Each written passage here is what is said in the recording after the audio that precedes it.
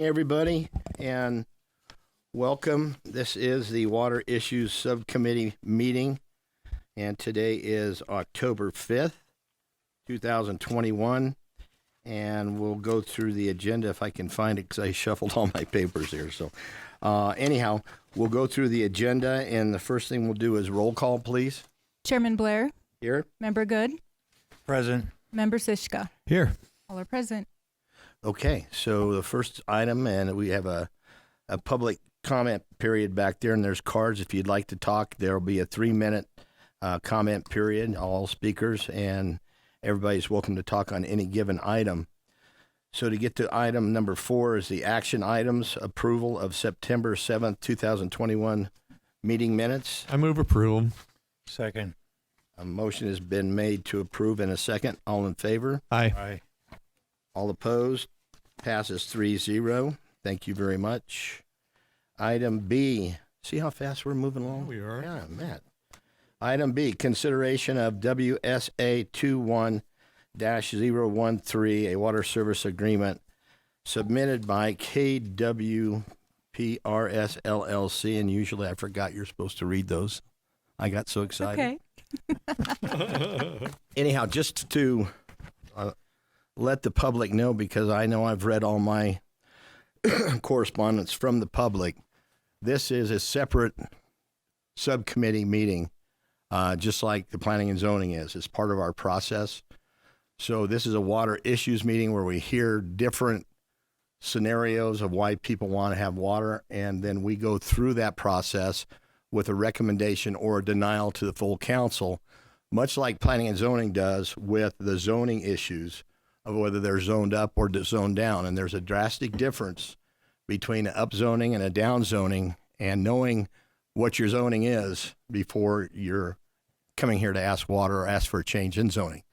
Everybody certainly has a right to ask for a change in zoning, but we also have the right to decline that zoning or that water agreement as well as the council does. So this is just one of another filter the city of Prescott has to allow public to have discourse with us or with the council and get to hear the different people's comments. So we'll get started with the first one. Okay, go ahead. Good morning. Kay Sitta with the City of Prescott Water Resource Project Manager. So we have 4 water service applications to consider this morning. And the first is for a distribution center.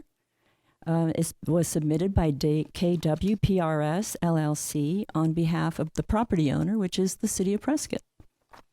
It's 26.28 acres in Section 19 of Township 15 North, Range 1 West. The applicant is seeking water supplies to serve a 217,233 square foot distribution center.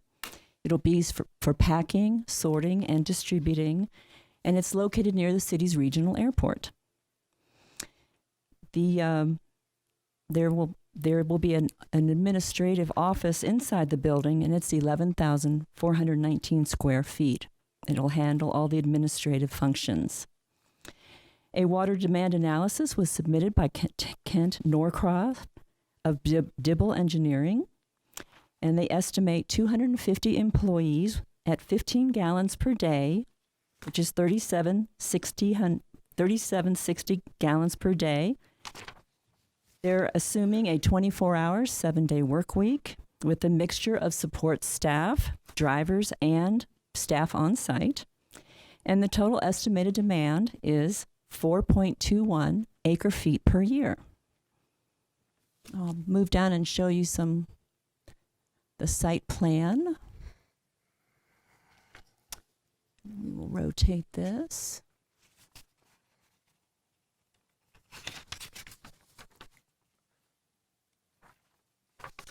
Oops, too many times. There we go. Here's a preliminary site plan, and there is an existing wastewater line running through the property.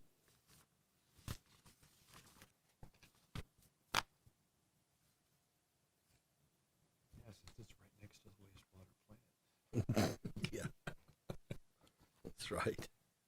Get this, darn it, trying to get this right in the center here. Be able to see the mud ducks land. Have to start charging them.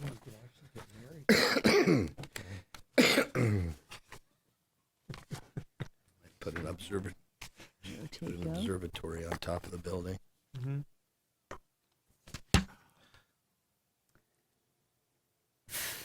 You're making us dizzy. I went too far.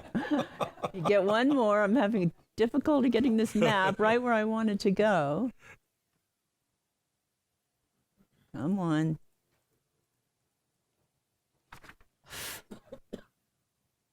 Ah. Rotate. Yes, we down. could stand on our head. Stand on our head. There we go. Okay. All right.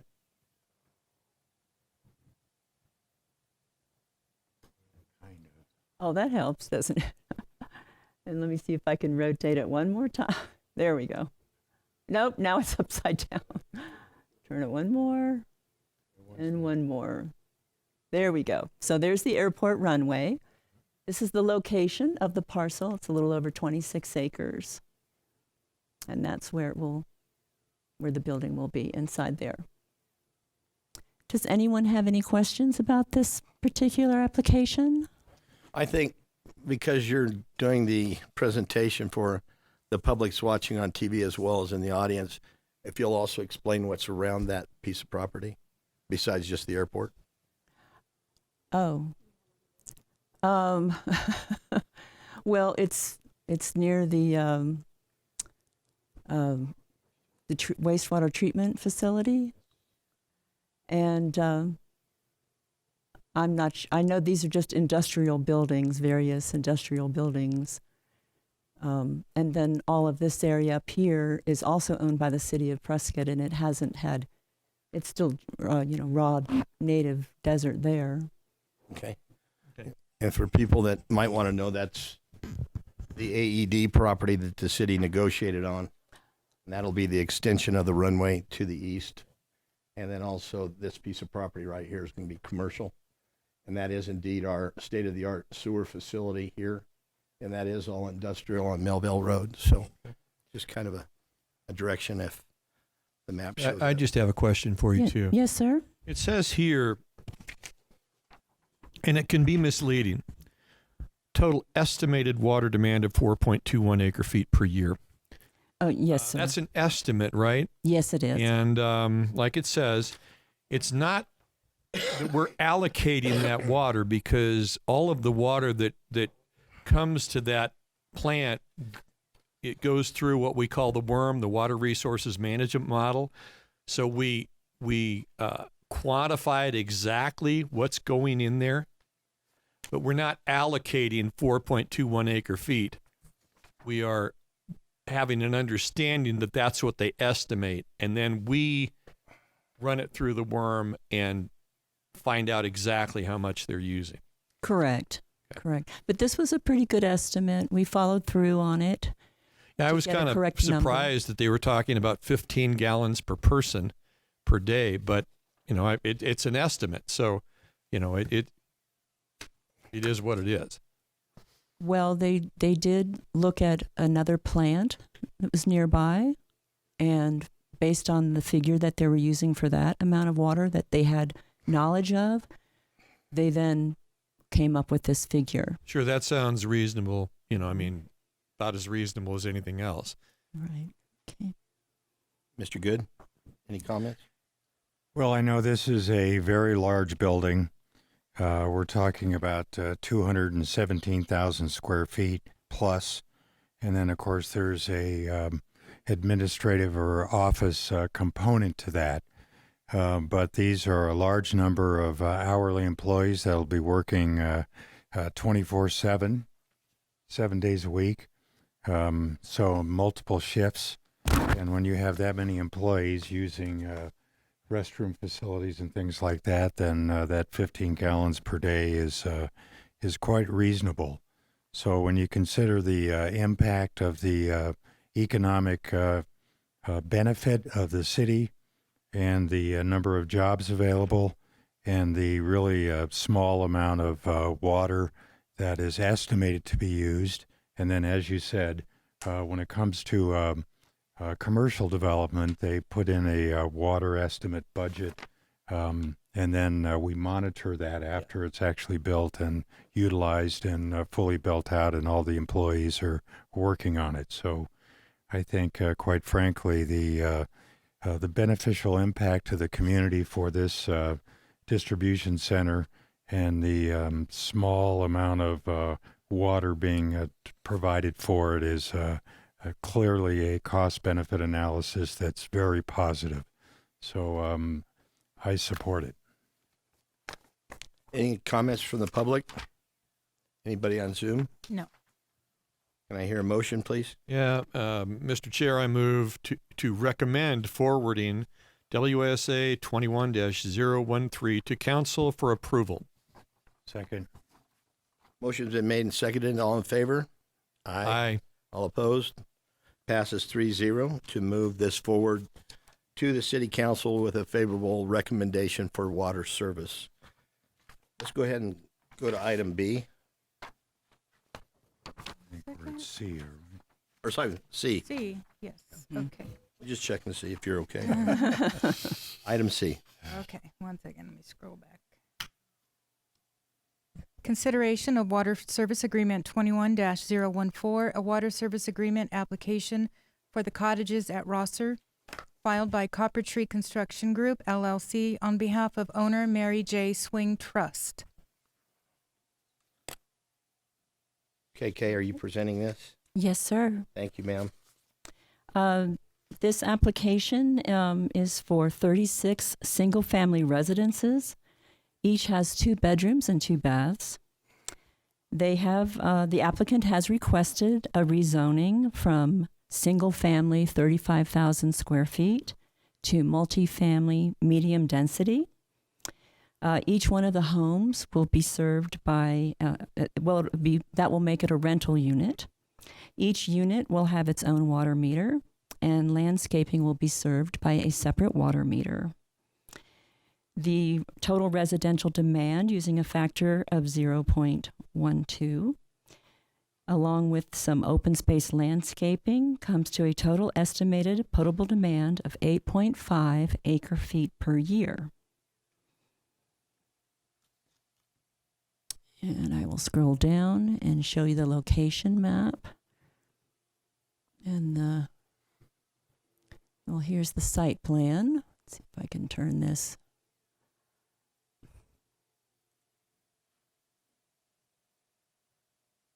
Turn it. There it is, facing north. The exhibit for the cottages at Rosser, and you can see the 36 units and minimal landscaping. And here's a site plan showing the 2 bedrooms and the 2 baths and 2-car garage with a entry porch and driveway.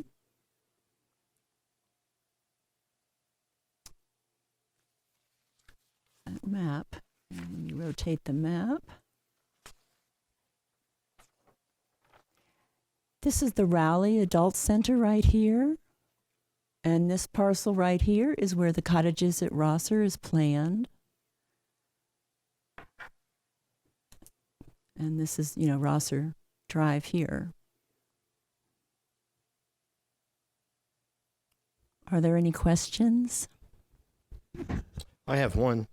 Yes, sir. That just as a zoning matter in my mind, because I was on planning and zoning, it's always interesting to ask the question, what is on the the south side of Rosser across from the cottages? What is that zone? Yeah, George will have to answer that for me. Mr. Chairman, thank you. The property directly south of this location is zoned NOB, which is Neighborhood Oriented Business. Right. It's the same zoning as the Rollie P. Simmons Adult Center. And then to the west of that is a single family 9 PAD zoning. Okay, thank you. Thank you. I have a question, Mr. Chair. Go right ahead, sir. Matt, last week this was turned down by planning and zoning, Correct. 6-0. They moved to So, deny it.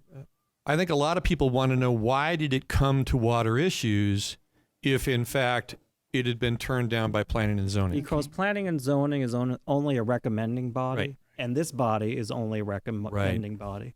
The city council makes the final determination on whether to rezone something and whether to authorize the water. So is this just a cog in the process? This is a cog in the process. Okay. This is our normal process. Okay. So let me ask you this. If, in fact, we are just a recommending body, and are we recommending a certain water allocation, or are we just recommending whether to pass it on to council or not? I'll let Gwen kind of handle that, but generally the council will make the final determination, Right. regardless of what you recommend to them. So they can change your recommendation, they can approve your recommendation, they can approve with modifications, or they can just ignore. But let me ask you this: if we said, if the motion was to not move this to council, what would happen? Council still considers it anew when it comes to them. The council still considers it anew when it comes to them. This is only a recommendation. The council, in the end, will do whatever the council does.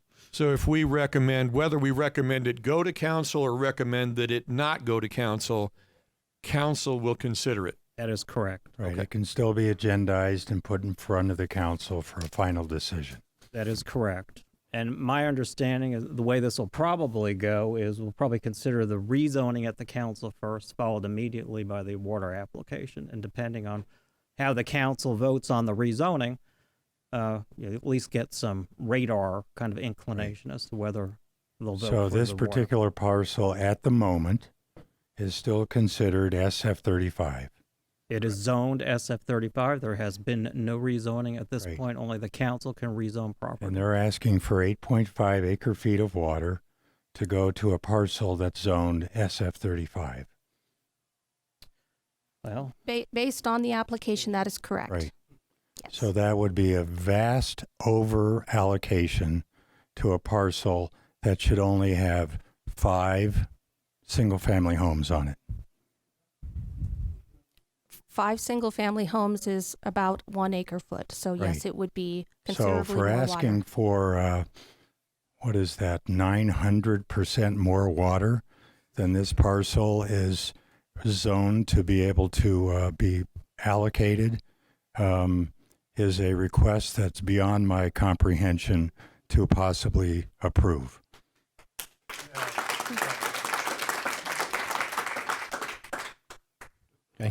I know it's not a zoning matter, but it always seems to be intertwined in my mind. Spending 4 years on planning commission, and I always say to the people out there, buyer beware, know what your zoning is next to you. That's the given right to that property, and you have a right to ask, but what I stated before, you have a right to be turned down. In a case like this, I have no right in my mind to ever see why this zoning would be changed or receive water with this application. So I would not support that. So at this point, I think I've said all I want to. You have anything else to say, or you want to listen to the public? Well, we probably ought to at least allow the public to make their comments. And Okay, so The people applicant out is- there have a very distinct interest in this item, as well as others that come to the city. So this is your time to respond. So if you have the cards available over there. I do. James E. Burke, please. Thank you, Mr. Burke. You have 3 minutes. My name is James Burke. My address is 1931 Megan Way, and I seem to be number 1.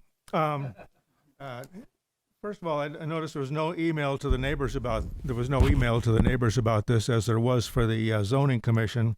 One of the things I'm concerned about on this was that the recommended action on the list is move to recommend, forwarding to the council for approval, whereas the zoning commission had said move to recommend or deny to the council.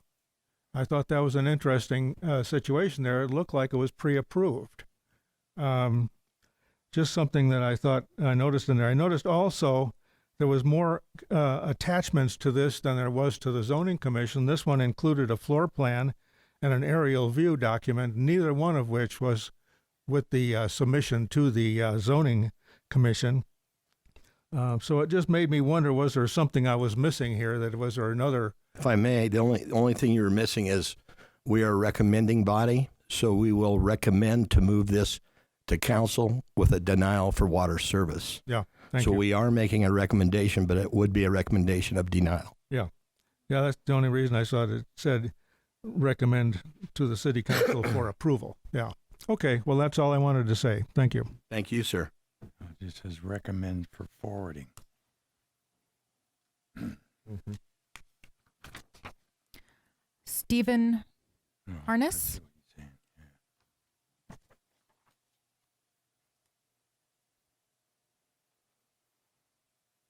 I'll keep this short. Hello, I'm Lieutenant Colonel Stephen Harness, U.S. Army retired. I live at 383 Bloomingdale Drive, about 900 feet from the proposed water plan. I object to this water plan. I ask the committee to simply leave the property with its current allocation. This is a large increase of water to this parcel of land. We have no additional water supplies in the city of Prescott. The zoning change was denied by the zoning commission. I request this water committee deny this request, as the developer has not provided a plan to provide for excess water other than by using our existing aquifer. Our aquifer replenishes slower than we add to it. We should not exceed existing allocations to our parcels of land. No to this agenda item. Thank you. Thank you, sir. Colonel. Jim Wright.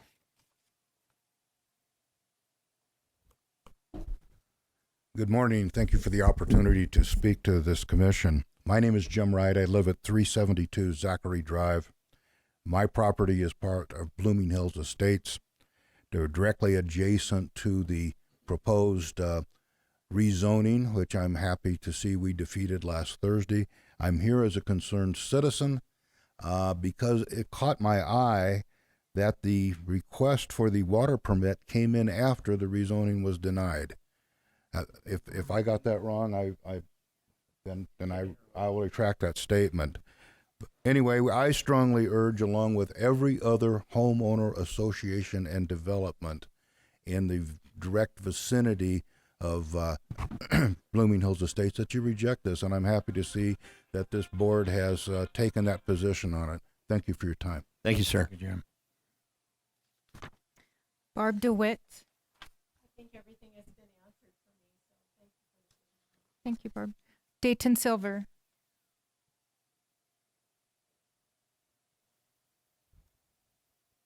I'm Dayton Silver. I live at 459 Bloomingdale Drive up there.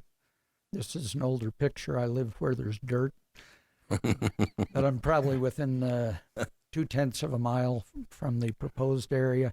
I agree with the previous folks' comments on the 900 or 800% increase in this area. And I think it should be recommended for disapproval or denial to City Council. Thank you for your time. Thank you, sir. Gloria Ramirez. Good morning. My name is Gloria Ramirez.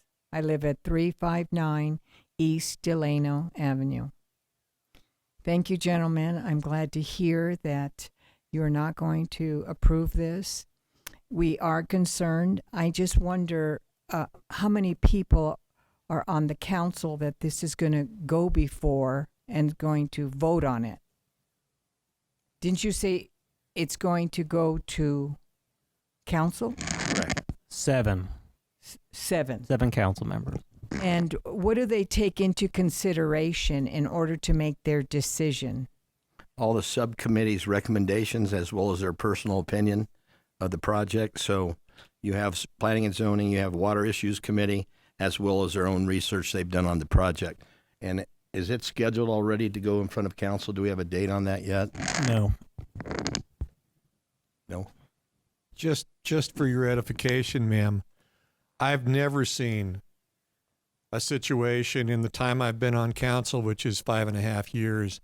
I've never seen a situation where planning and zoning votes for disapproval and Water Issues votes for disapproval, where the council has, and I'm not going to speak for the council, but I've never seen a situation where the council overturns that. Oh, that's good to know. Thank you. Thank you for your time. Thank you. As a peace of mind, I've been doing this 20 years and I've never seen it yet. So that's a better peace of mind, I would think. Okay. So that's it for this item. Anything on the Zoom? No, sir.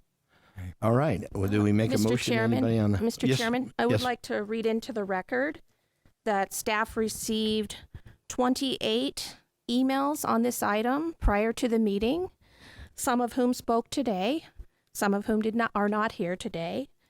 All of the public comments that we received via email were against this project. They recommended that we deny the water for the project, primarily due to the increase in density for the project. There were other comments as well, such as that it was denied by planning and zoning, it's a rental project, traffic concerns, the use of individual water meters, and water pressure were among several of the comments that were made. Just want to make sure that was read into the record as well. And I want to make sure everybody understands that all those comments that are forwarded to staff through the system, all the subcommittee members get those comments and are read. So know that you're being heard, whether you hear us talk about it or whether you actually do a card. We read everything you send to us. So thank you for that. Mr. Chairman, I'd like to make a motion. Yes, sir. I'd like to motion that we deny Water Service Agreement 21-014 for the applicant of the cottages at Rosser. Second. Motion's been made and seconded. All in favor? Aye. Aye. All opposed? Passes a denial to move to council 3-0. Thank you.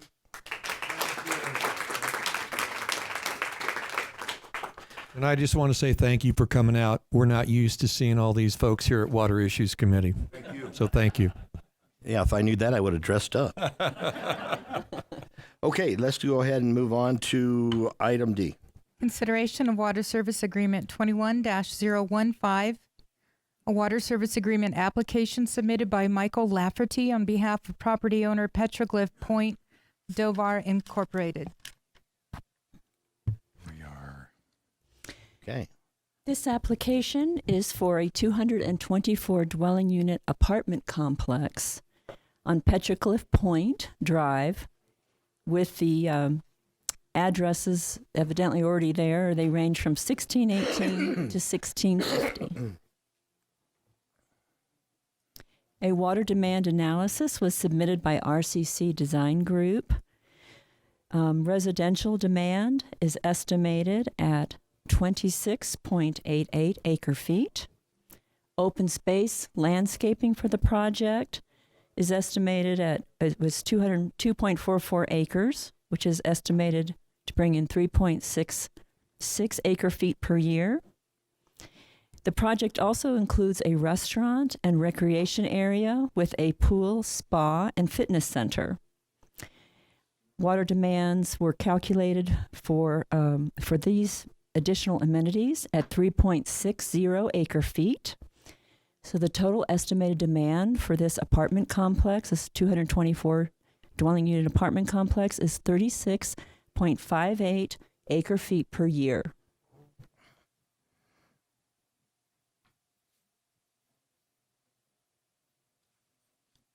Here's a site plan.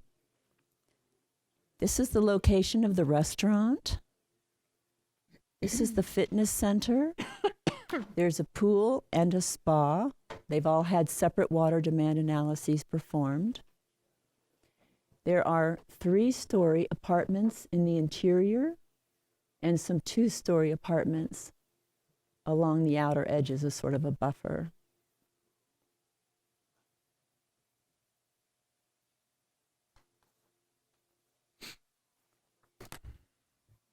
And let me pull up the site plan. So this is the views. It's 7 acres. And it's this area right here. Bring it down around. It curves around here. This is the area of the views. The Dells are over here. And this is in Prescott Lakes. And Lakeside Phase 1A is up here. Are there any questions about this application? Well, I'll start off by questioning your total.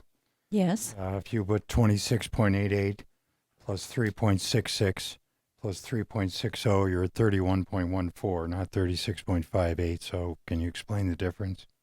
Oh, did I add something wrong? Let's see. Oh. What was 6.6. Um, Let's see. I have asking for 36.58. well, 30.48 is for the landscaping, and there are multifamily studio, multifamily single, and multifamily double apartments with varying persons per housing unit. And so those residential demand with the landscaping is 30.48. No, 30.48. And then the demand for the amenities, the fitness center, the pool, the spa, and the restaurant is 3.6 acre feet. So looks like maybe I did do some miscalculation on the math there. Okay, so it is supposed to be 33.14. Yeah, I'm sorry for the mistake there. I must have had to go back and make a change and then forgot to adjust down. You know, just for the folks' edification out in the audience. Yes. We used to allocate water, and we really don't do that anymore. We have this estimate, but we're not limiting ourselves. If it's less, we're not giving up so much more water. Correct. That is set aside, and is kind of out there in limbo. I just wanted everybody to know that. Yes, it's just an estimate, and we try to err on the high side. And then when we have about 5 years worth of data from our worm, it usually does come in less. Okay, thank you. Mm-hmm. Well, I don't think we've applied the worm on a project after 5 years, have we? Usually.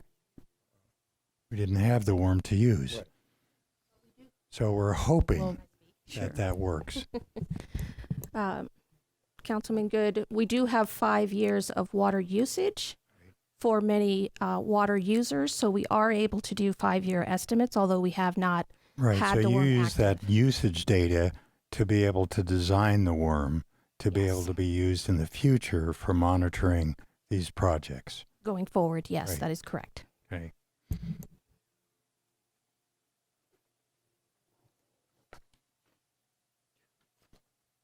I have a question for George. Oh.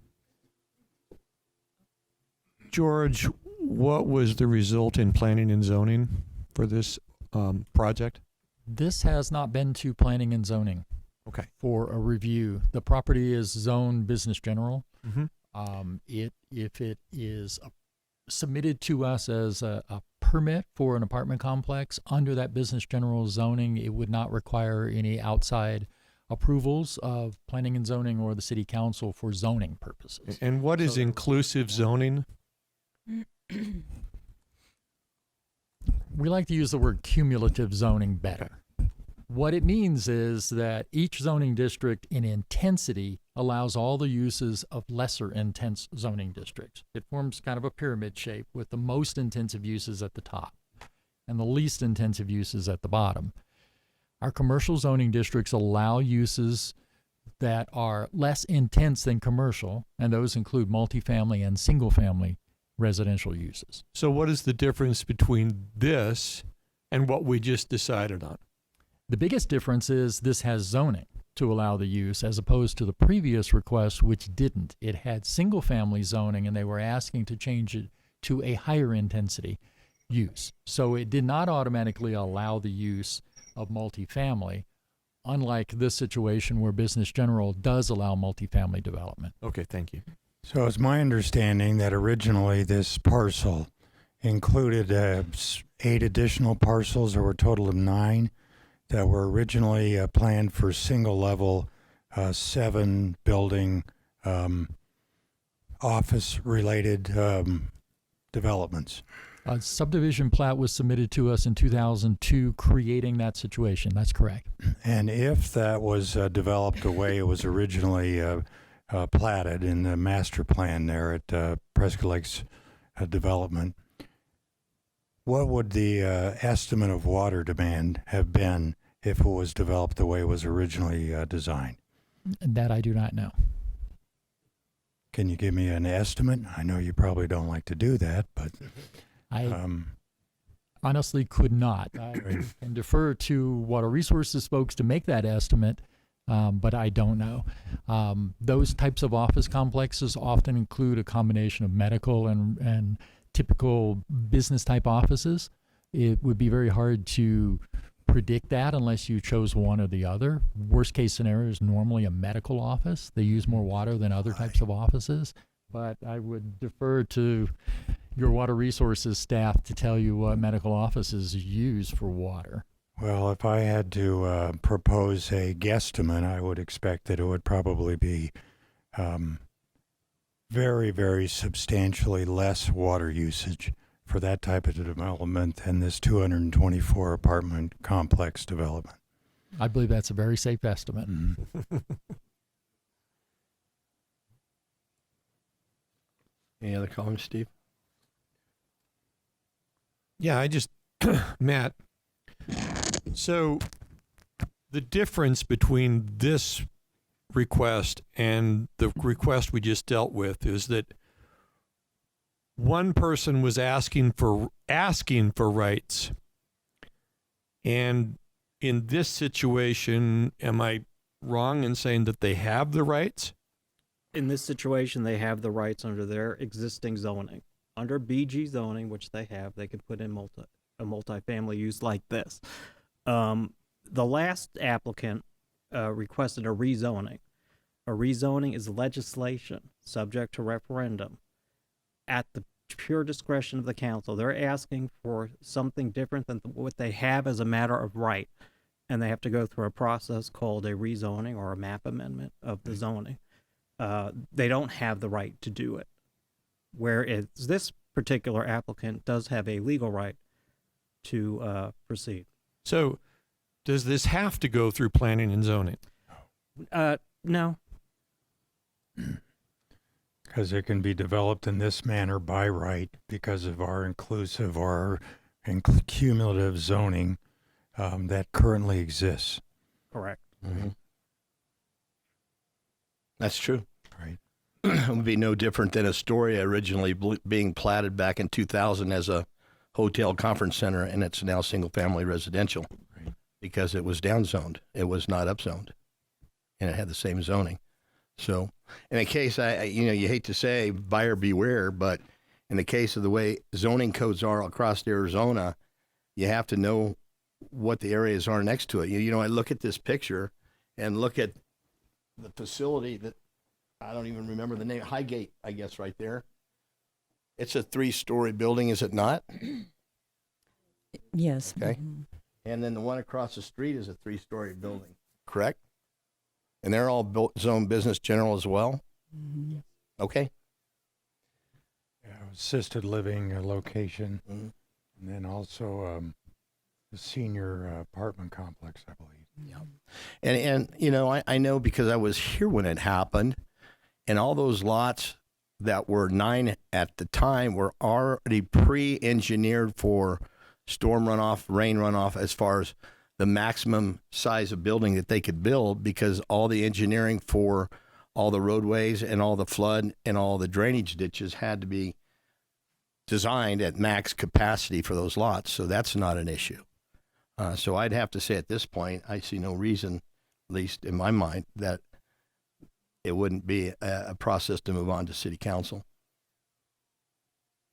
Well, I've just looked at the public safety response in this area. The ability to get police and fire response at a reasonable a period of time. We're also dealing with a substantial challenge to ambulance service. And we have very serious concerns about traffic capacity going down Prescott Lakes Parkway.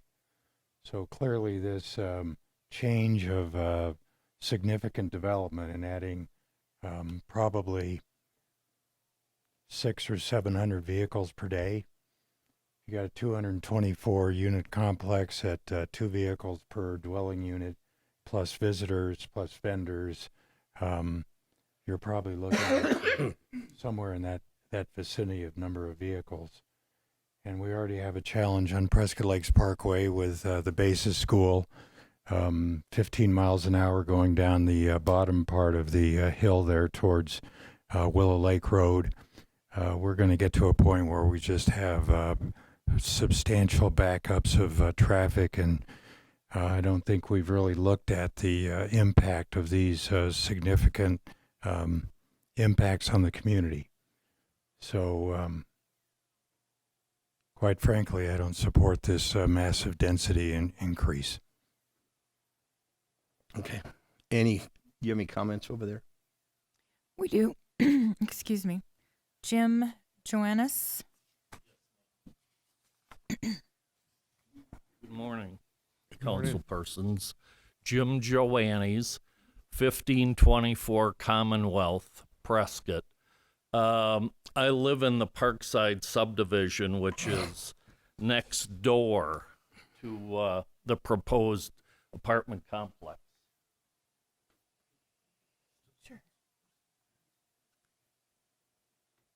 I heard your comments, and what I'd like to point up to you now is that there is still a development agreement in effect between the city of Prescott, Prescott Lakes Community Association, which we're a part of, our Prescott Lakes owners, and the owner of this property, Doyer LLC, I believe it's called.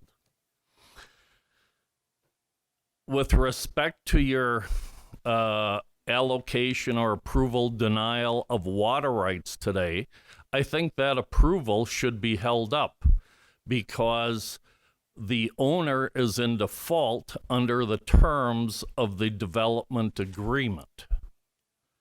And what I'm talking about is that when you've taken a parcel of property that had a final plat on it, and you have replatted it to make it substantially different than what it was originally, as Mr. Blair said, the 9 units, now going to 1 unit, which allows not 9 small buildings on it, but multiple large units consisting of 224 apartments.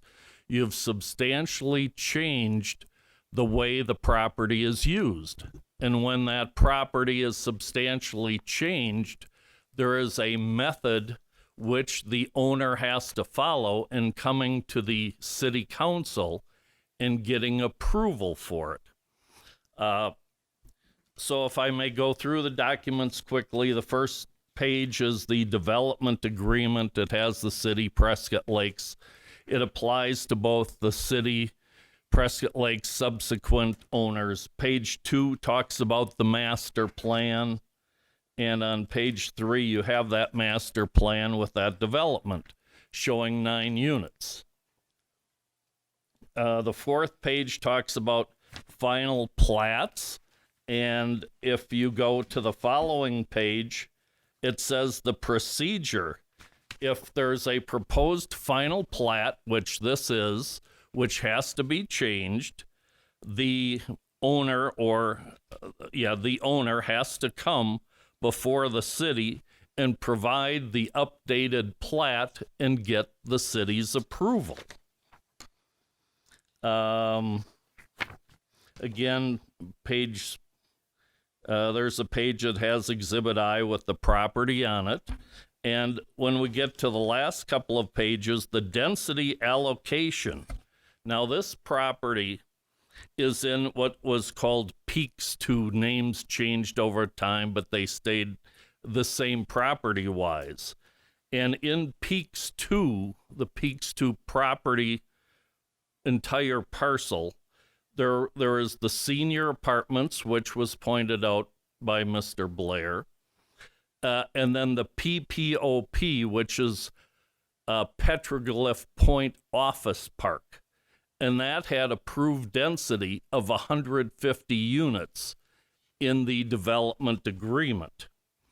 At present, when you have the Peaks 2 senior apartments in Highgate, senior apartments 124 units, Highgate 86 units, you're now at 210 units. So you've substantially exceeded the number of units of density that was allocated for this, let's call it a parent parcel, Highgate, the proposed apartment complex, and the senior apartments. So what we have here is a substantial change in the plat, which must come before the city council for approval. That being the case, you on the Water Commission should withhold any judgment as to what's going to go on the property, because it may change between now and the time that plat is later approved by the city council. So all you're doing today is pure conjecture that the 224 apartment complex will be approved down the line. It's my opinion you should wait until it is approved and then make a decision. Thank you for your comments. I appreciate it.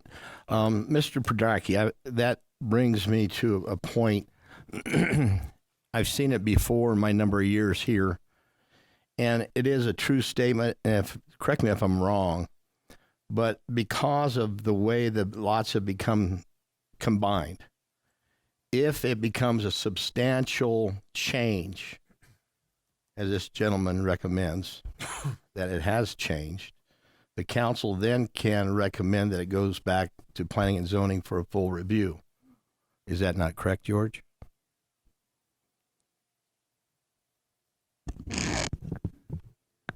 I believe when you start talking about final plats and you change the original based upon what I'm seeing here, and I'm not a lawyer, and that's why I ask a lawyer. Of course, he gets me in trouble all the time. But the thing is when you start talking about public and you start talking about, I understand the zoning, and the gentleman has the right to do what he wants to do based upon the general zoning. But based upon a plat that was done in a master plan community, and it's now having a change, which is a dramatic change opposed to what it was, then the council has a right to send it back to Planning Commission for full review. If I recall correctly, the Land Development Code leaves the council the right to send any project to the Planning Commission for review. Wouldn't necessarily recommend doing that without having parameters for the review. So why are you sending it to the Planning Commission for review? And I have a slight disadvantage. I don't have the language of the DA memorized because I've memorized AED's DA, but never mind. Right. In this particular case, I don't know what the language of the paragraph that says that it has to be approved by the city. So a change in the plat has to be approved by the city, or does it have to be approved by the city council? Because plat changes are approved by the city. They're approved by staff under those provisions of the LDC that allow staff approvals. I guess just me sitting here, that I would want to have clear understanding of what it is. And that's why I asked the attorney. And this is a piece of paper I have not seen before today's meeting. Right. Yeah, George, I feel very, very uncomfortable with this situation. I don't feel like we have the basis to approve or disapprove because of all the questions that are swirling around. I would like to have this cleared up, because if we don't know what they mean when they say the city, I mean, the question is, what's the exact language, I guess? And this gentleman has it, and now Matt has it. I guess the question really comes down to, is it the city or is it the city council? Well, because there are different things. I think we all understand that the zoning allows him to do what he's planned to do. Right. And the neighbors bought knowing that zoning was there, where they knew what was in that zoning. It was still there. However, I guess my point being, in a master plan community, when things change, how much latitude does a council have to say to revisit that and send it back to planning commission? Because when you start taking those parcels and splitting them up, and if all of a sudden Astoria was planned as a hotel conference center, and because it has the zoning, it changed to residential, those people bought in there understanding there might have been something that it's not. So the point being is I want to make crystal clear that it's legal for what we're doing here. And that's why we have an attorney. And then what Understood. section were you referring to, sir? I'll take a look at it. And by the way, I'm not giving you I'm not going to give you an off the cuff legal opinion right now on something that's complicated, but Isn't it It is on 3.8? It's 3.8. It's on 3.8. page 5, sir.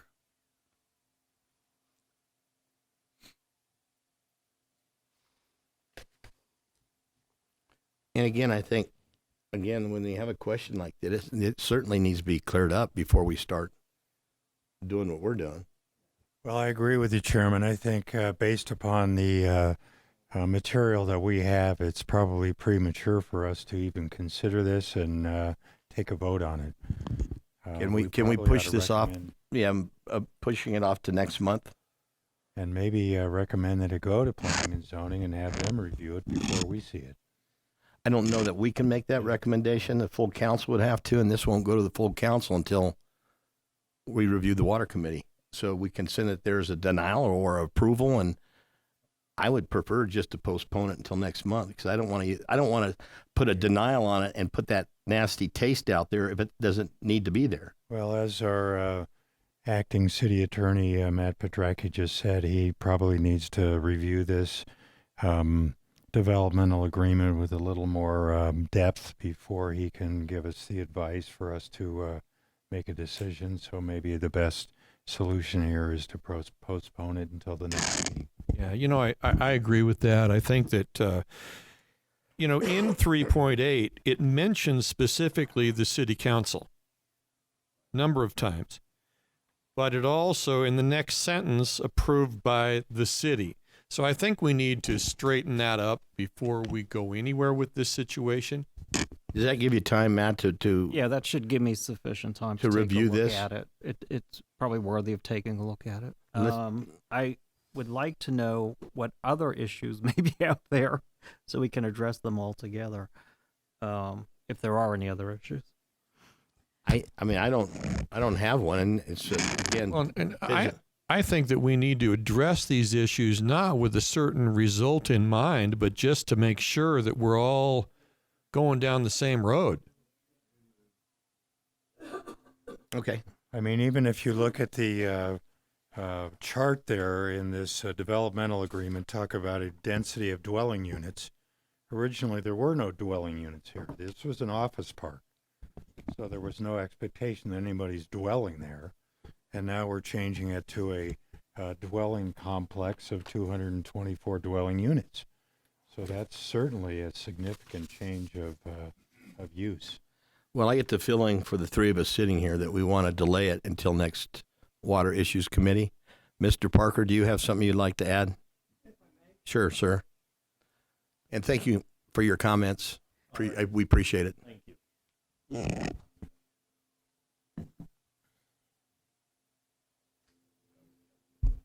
Good morning. My name is David Parker. I live at 424 Buckskin Road in Prescott. Just to give you a little bit of background, a group, including myself, owned the property in question. We purchased it in 2002. I thought someone from heaven was coming down. That's the sound of music or something? So when we purchased this, it did have several different areas that you could build office buildings. And we had proposed to build on these 9 different lots, and there were going to be like 15 or so different buildings. But when we went into the planning or the people that were going to approve or disapprove of our designs. And I had 5 contracts from people wanting to do office buildings on these lots when we first purchased the property.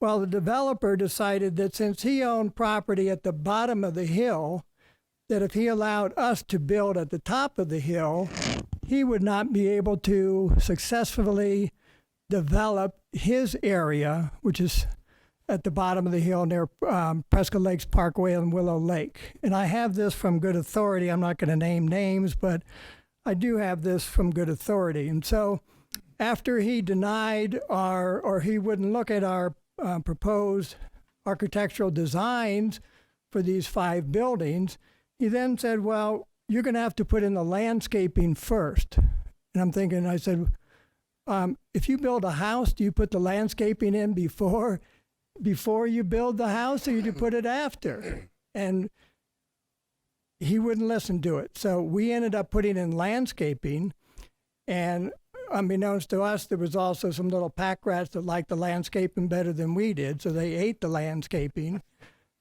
Then, after we put in the landscaping, he said, well, you're going to have to put in a wall between the residential and this development.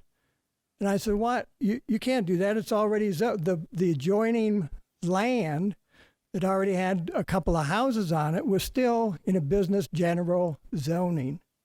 So he took it upon himself to go to the city and change the zoning from business general to residential. And because of that, he forced us to put in a dividing wall, which was, according to the development, that was okay. It just cost us $108,000, that's all. So, chump change, I guess. But anyway, after that, we tried unsuccessfully to redo people to come in there and build office buildings. The time had passed. We lost it. It became now 2005, 2006. These 5 people went away. We went to the crossings, went other places to develop. So we're at a loss, and this was before Highgate was even built. So Highgate, if you remember, it was about a 3-acre lot, and it was divided into 5 or 6 different lots. We went to the city. We got approval to combine those 5 or 6 lots into one, so we could develop the Highgate property. When we did that, we didn't have people come up in arms and say, oh, this is a terrible thing. No, they thought it was a nice thing to have a retirement community next to them. So now when we decided that since we can't do the development that we first started, if we went and combined this lot into one instead of 9, that then we could reposition buildings as we needed to. And/or we could potentially develop this property as an apartment complex if we so chose. Now, in saying this, we went to the city to find out, was there indeed adequate allotment of water for this property? And I have documents that I didn't bring with me, but I can bring them if we need to, that shows that the city said, yes, initially when this was platted and approved, there were 324 acre feet available for this property. So we're saying, well, we don't need all of those, but, if we could get somewhere around 324 acre feet? I'm sorry? 324 acre feet? Well, or dwelling units, allowed dwelling, I'm corrected as far as the acre feet, excuse me, sir. Yeah, thanks for pointing that out. So we had enough water to go ahead and develop as we chose. And I was given a copy of a recent finding from March 6th of 2019 that was sent by Bern Stotler, Community Development Director. And he says that the residential multifamily uses can be developed at up to 32 dwelling units per acre under the business general zoning, which this is. So there is enough land area to do 223 units. There's enough water to do the units that we were asking. And if you go online right now, I know that you were saying that you thought this was still showing as 9 different lots. But if I go into the county... It's been combined. I'm sorry? I know it's been combined. Right, I'm it's talking in- there's about what only- it was. not Okay, now. okay. Thank you for that. Right.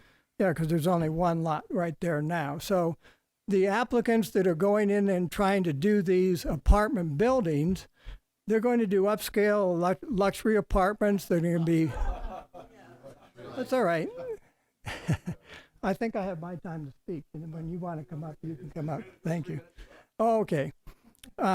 So I think that the property will take advantage of the good views. The issue of traffic, you know, there'll have to be maybe some adjustments there, but you do have 2 exits available to you. You don't have to go to Blooming Hills Drive. You can go back down to Prescott Lakes Parkway if you want to, and potentially, and I don't remember this offhand, but if you went back up to Blooming Hills Drive, could you do a U-turn and go back down to Willow Lake if you needed to? Or you could just go down to 89 and take that back to the north if you wanted to. Thank you for your comments. All right. I need to have, I guess, clarity in my mind. I don't disagree with the project. I really don't, because it's zoned for what it's zoned for. But one thing I also want to know, based upon being on council when Prescott Lakes was approved, they were approved as a master plan with an approval of so many acre feet of water for the whole development. I would like to know what is still remaining in that, if you want to call it war chest or whatever, because at that time, Jeff Davis and Bill Brownlee were only allowed to build, and it didn't matter what the density was. They could not go over the certain volume that city allotted them. So there is water left under the old original master plan of Prescott Lakes. We need to know what that is, and then I also need to have comments by Mr. Draki understood before we relook at this. So I would move to push it back to the next Water Issues Committee, the first Tuesday of November. Second. All in favor? Aye. Aye. Okay. Chairman Blair, we still had Yes, go right ahead, sir. Hi, my name is Michael Lafferty. I'm the developer of the current Dellsview project and upcoming the View. I want to make a couple clarifications that on a piece of property, there are several developments that are proposed. Everyone in this area seems to be fixed on it was an office project. That was one proposal. Is zoned for both. So that's the legal right of the property. And secondly, if you talk about traffic, an office building is more impactful at 8 a.m. and 5 p.m. to basis than any residential, which you will find, which we will do a traffic study, which we've agreed to that with the city. So I find the basis of your argument, I'll accept the extension. I believe that you should understand the redevelopment or the DA versus henceforth. I find this very political with the crowd behind me. I went to a town hall, which I did not have to do, to explain the development. All my developments are individually metered water conservation appliances, and so we're aware of your water, and we think highly of it. I ask for this to be a smooth transaction or transition, and the opponents are not grounded because it is zoned for what I want to do. And I appreciate that. I think that, again, I agree with the project because of the overlying zoning, but I also believe we should know, based upon what the master plan states and what the water states. I mean, it may say in there that there's only X amount of water for that development, and it may not be the amount that you need. Then what? Then do we allow more water from us, or just how does that work when this was done at the plat rush back in 1998 when Prescott Lakes was first coming in? There's some questions in my mind to be able to vote on this, to send to council, even though I'm not going to be there long. I think those questions need to be answered, and I appreciate the fact that you're willing to wait until next month so we have those answers. And that won't change my mind what I think about the project, because legally you have the right to do what you're doing. And I believe in property owner rights, and you have general zoning, and you can do it. And in the bottom line, and I know attorneys don't like hearing it, if we don't, you could always sue the city of Prescott, and you're going to win. Well, we're not going to do that, sir. Well, the point being is that we know what business general is. We cannot unilaterally go back as a council and change the zoning. One thing I find is you're a growing city, and you can't stop U-Haul trucks from coming here, and you need housing. I have 52 people moving in a 52-unit building today because of your housing need. You're a beautiful city. People want to live here. And if you look at density, we're pushing 224 units in 7 acres of land, not utilizing all of the resources of a neighborhood of 7,000 square foot lots, roads, sewer, APS, etc.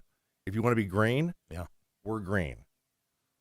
I ask for you to, Mayor-elect Good, to reconsider your thoughts about development in Prescott and allow projects that are conscious to water, which I am. Thank you. Thank you for your comments. Thank you. You have more comments back? Go ahead. Jim Gehring.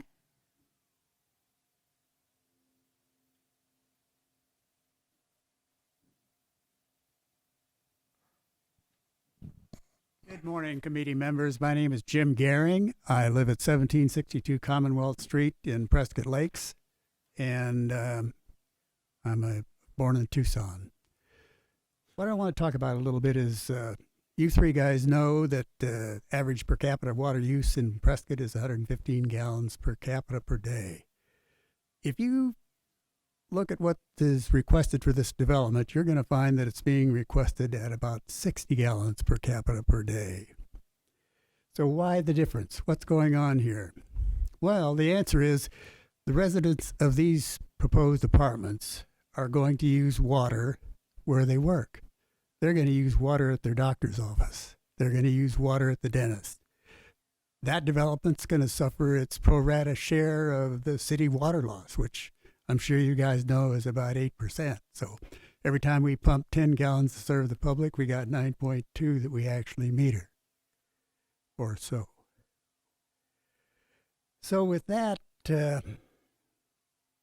this project and the people in it are going to use a lot more water than is being requested to go through the apartment water meters, because they're going to use water elsewhere. And that amount is actually almost double what's being requested. So in your deliberations, you should consider that the people in this development are going to use 70 acre feet a year, more or less. The Petroglyph Point Office Park that is designated for this property in the development agreement that your forebears signed and agreed to comply with is 9 lots and open space. That development, in my view, would use 1/8 of the amount that the apartments will use, if you keep in mind the total amount that the people are going to use. I wanted to touch briefly on the density issue. Exhibit E3 of the development agreement sets forth the numbers of units in each part of Prescott Lakes, and Peaks 2 was allocated 150. The city's already allocated over 200 to what's supposed to be 150. If you approve these apartments at some point in the future, you're talking about 435 units in what we at Prescott Lakes have always believed was going to be 150 or less. I'm going to switch gears. If I don't get fired by December 7th, I will have been a city engineer for 40 years. You guys know that the city wells are going down, right? They're going down on average of a little less than 2 feet a year. And that's going to accelerate because the basin is being drained. There are 500 people out there that have to haul water today because the cities and districts have taken their water away, drained the upper layers of the aquifer. And then you got new development. Now, I wanted to touch briefly on Big Chino. I'm sure there's some Sir, thought that not to be disrespectful, but we're here to talk about Prescott we're Lakes talking and not the about Big water. Chino. Water for this development, 70 acre feet that doesn't exist if you operate the groundwater basin on a safe yield, like the law is telling you to do. So Big Chino Water Ranch, according to the USGS study of 2019, is suffering from slowly declining water levels. And they point out that in 2013, Big Chino Water Ranch area was being pumped at 1,700 acre feet a year. 3 years later, it was being pumped at 4,000 acre feet a year. There isn't water at Big Chino Water Ranch for this city. It's time for you and us to do some real water planning. If we've got to go to the Gulf of Cortez for water, we need to know, and we need to know soon. Thank you. Thank you, sir. Anybody else? Ken Janicic.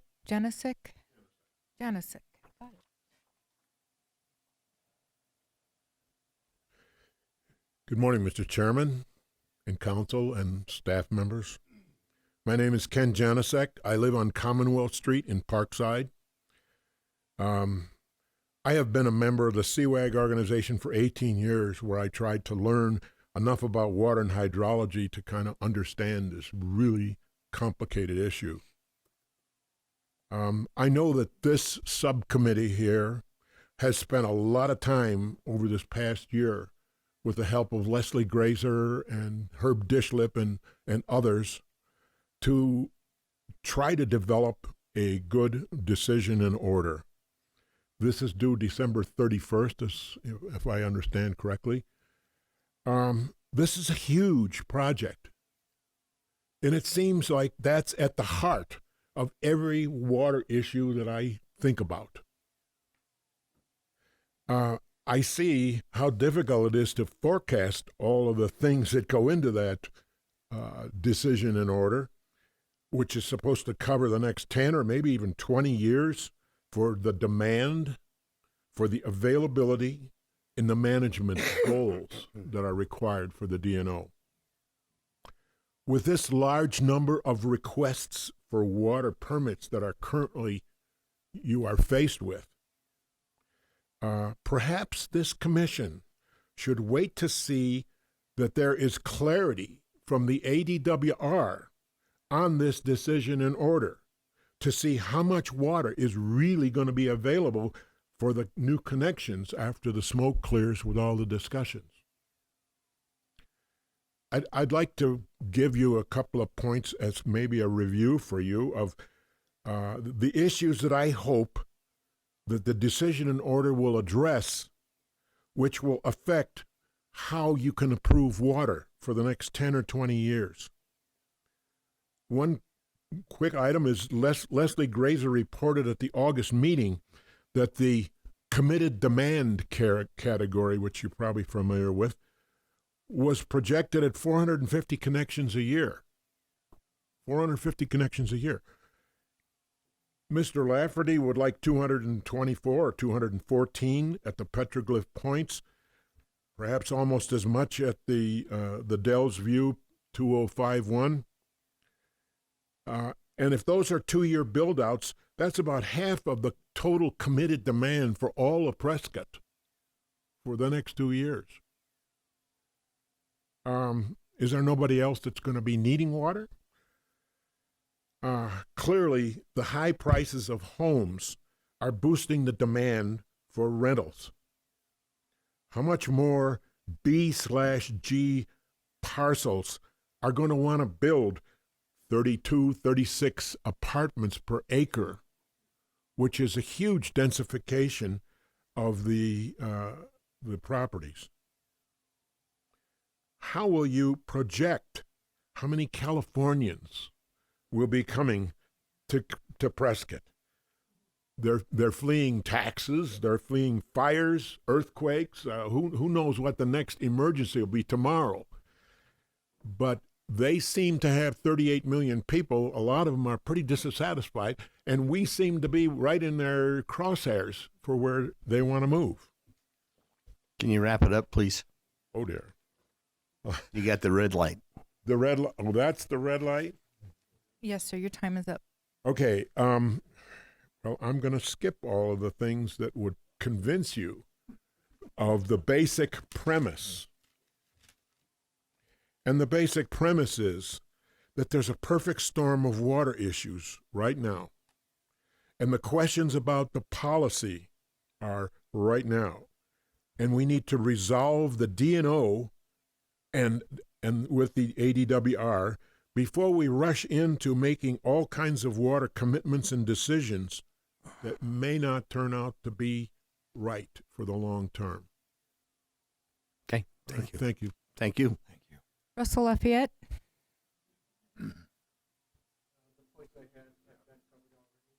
Thank you, sir. Thank you. Michael Brogy.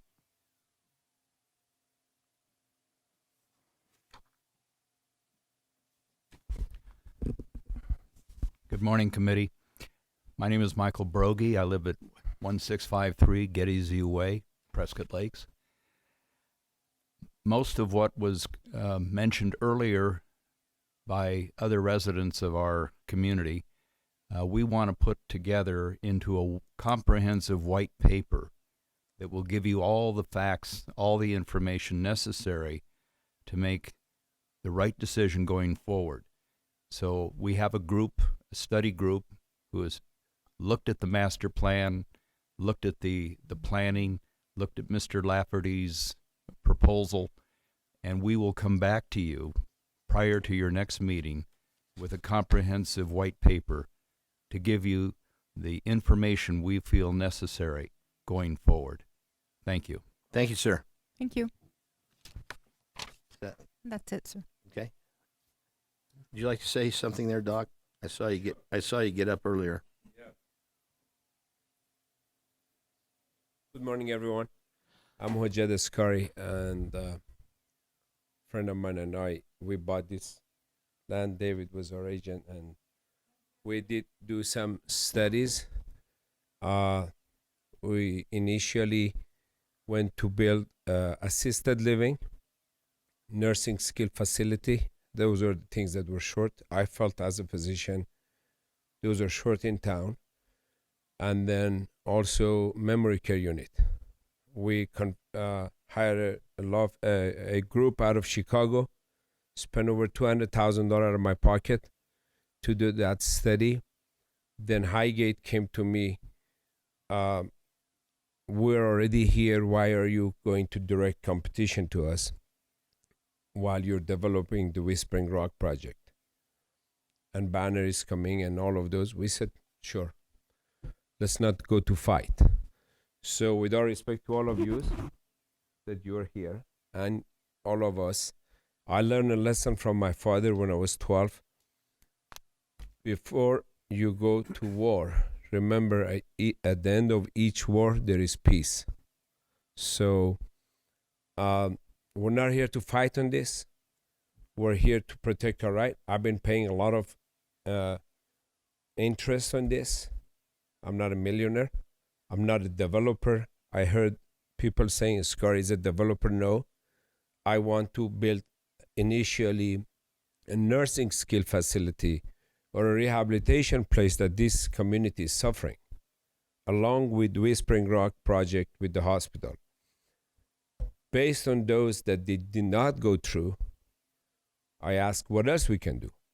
We got a letter, as David has it, about on March 2019, we got an approval from the city that we're allowed to build 224 or 222 apartments, in addition some with commercial restaurant or coffee shop.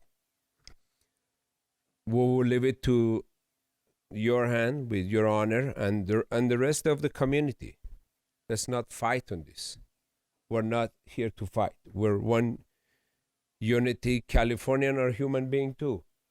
A lot of us moved here from California. So let's do it together. And rather than pointing at each other and this and that, I don't believe there is a water issue. We've been getting rain. I've never seen driving from Phoenix to Prescott and seeing so much green zone. I feel like in Amazon jungles. So, but you know what? Whatever you believe and whatever whoever believes, we respect that. And you are saying this is a very critical matter and issue. As a physician, if it's critical, why are we postponing it to a month? Why don't we do it next week again? Do it now. Do it next week. Don't do it. Okay. Stop it. Pay my money. You create an open space. Build a nice, beautiful park for a dog park or whatever you want. Thank you, doctor. I am upset with this because who paid the price? I am paying the price. I'm stuck between the city council, the buyer, and everyone else, and also with respect to all the community. That should not be. We should be one community, one united together. And I think, from my standpoint, I've already made a statement. It's business general, and I believe in the project. Right. However, as the chairman, I do believe there's a couple things that we've talked about that have not been resolved. Right. And so I ask for your patience to let us move it Absolutely. a month. And so again, I'll make that motion the motion's been made. Motion's already been made and voted on. Yeah. And we were supposed to be done then. What happened? All right. Yeah, really. I just wanted to listen to everybody because, everybody's got an opinion, got a right to say something. And I respect everybody's opinion, but who is paying the price? An average citizen who's working hard day and night for 12 years, serving the community, that I have to pay the price for it?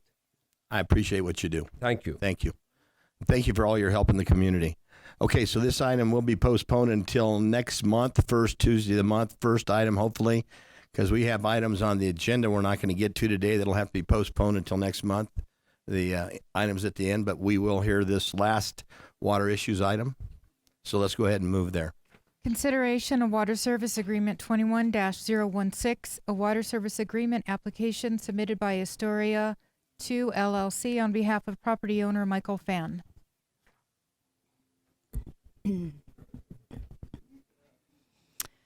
Okay, the Astoria Phase 2A and Phase 2B. They're planning 84 single-family lots in Phase 2A and 15 lots in Phase 2B for a total of 99 lots. A water demand analysis was submitted by Kevin Horton, a professional engineer of Lion Engineering and Surveying, and he came up with some figures of 16.83 acre-feet per year for the residential. Open space tracks A, B, and C, which comprise 480 square feet of landscape area, which is equal to 9.97 acres. Expecting the estimated water use to be 14.96 acre-feet per year. But that is high, and the applicant has stated that he will probably use some artificial turf, that there's a possibility he'll put artificial turf in the area. Brings the total estimated demand to 31.79 acre-feet per year.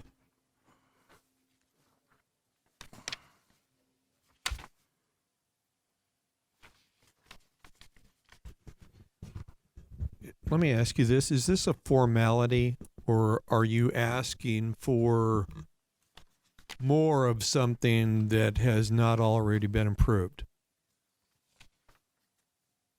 I'm sorry, it's Well, what I'm asking is this process for Mr. Fan a formality, or are you asking for something new? So, Councilman Shishka, I think I can answer that for you. Astoria 2 is located within Prescott Lakes Development, Mm-hmm. and under their development agreement, they have the right to develop a maximum number of lots, of which these parcels fall into that. Okay, that's what I wanted to know. Thank so you. it's not a new request outside of an existing agreement or development agreement, if that's what you're asking. Is this part of that water bank that they had? It is. So we're just reaffirming.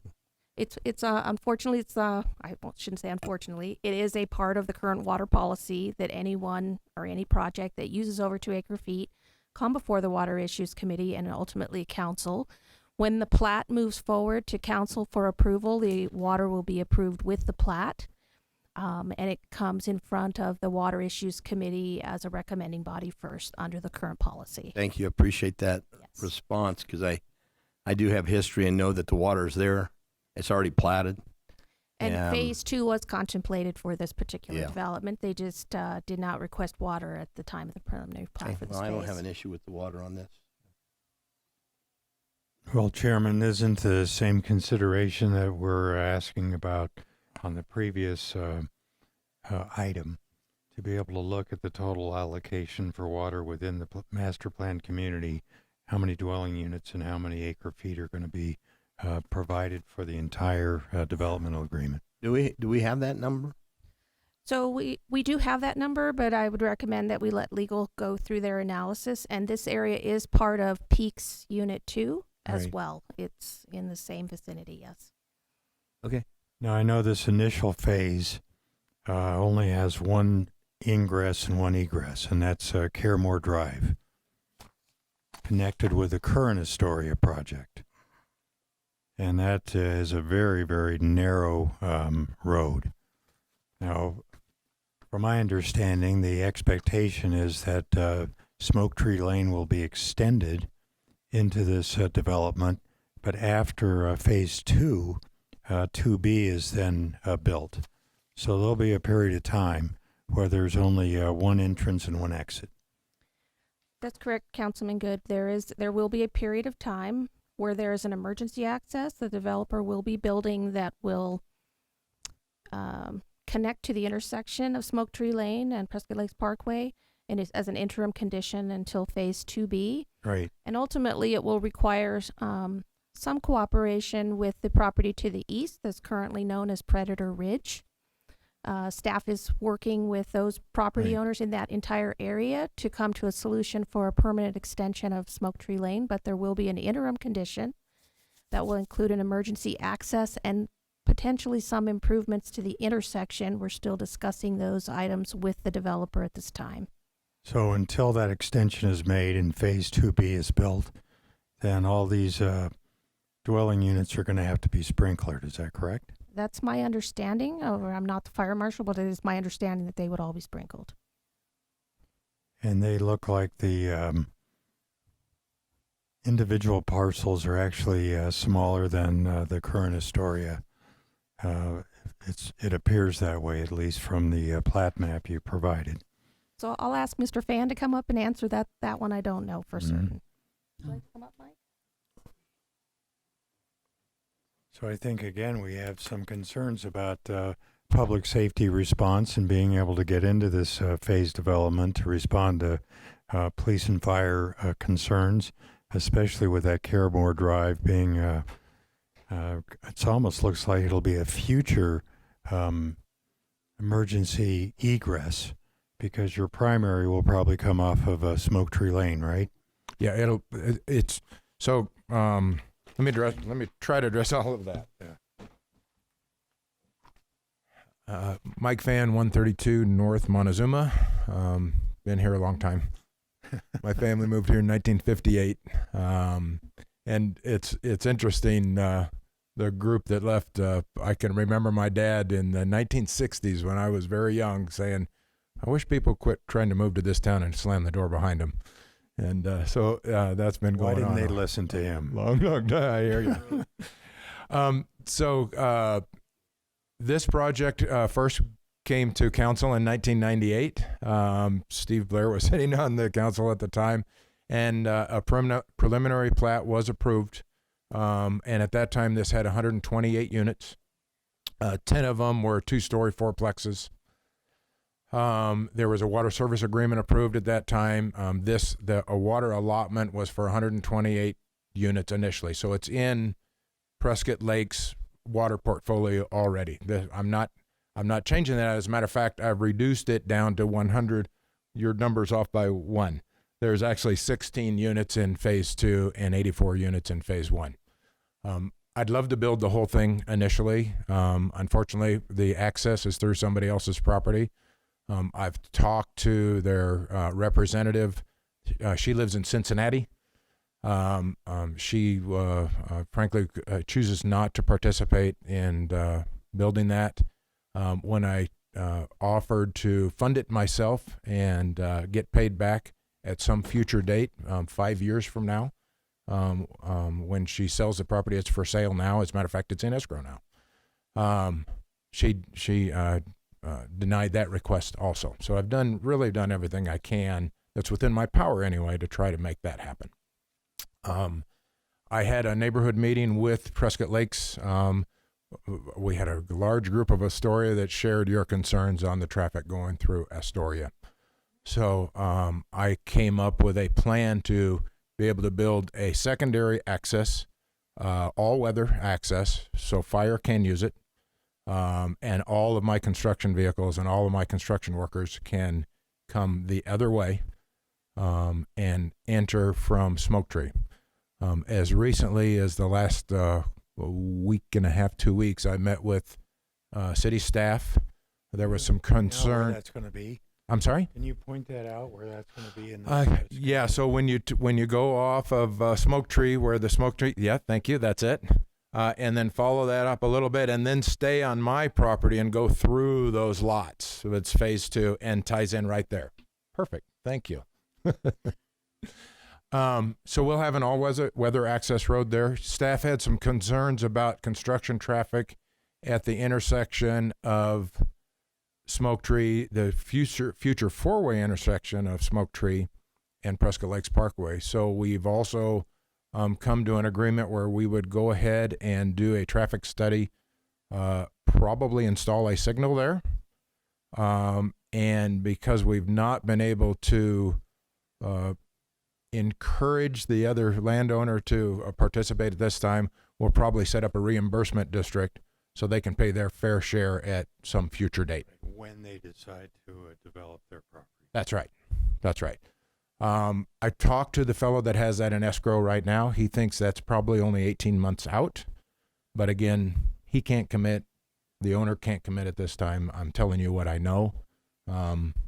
So that's where we do sit. We will have secondary access. It will be used by the fire department if needed. And it will be used by all my construction trades. And they are sprinkled? They are not sprinkled because we are looping the water system. We have a looped water system in at this time, and we are providing 2 access points. Okay. So per city code, they do not have to be sprinkled. Thanks for that. Right. Mm-hmm.